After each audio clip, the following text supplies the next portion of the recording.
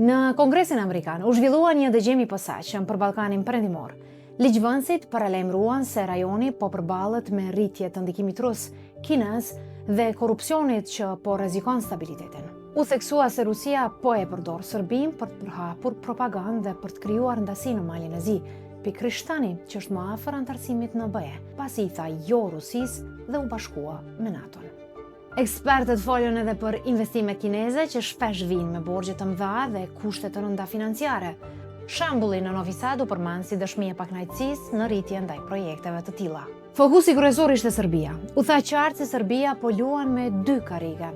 Nga njëra anë thotë se synon Bashkimin Evropian, por nga ana tjetër po vërteton lidhjet ekonomike dhe ushtarake me Rusinë dhe Kinën. Sipas kongresistëve, kjo sjell rrezik për sigurinë e gjithë rajonet. U kritikua dhe heqja disa sanksioneve ndaj Milorad Dodik, sepse siç u tha, ky vendim shton pasigurinë dhe jep sinjal të gabuar ndaj politikanëve që nxisin ndasi dhe korrupsion. Në fund u kërkua edhe presion më i madh ndaj Serbisë për të respektuar marrëveshjet me Kosovën dhe për të garantuar të drejtat e shqiptarëve në luginën e Prishevës. Për analizë të plotë të këtij zhvillimi, ndeq dhe Gjeopost.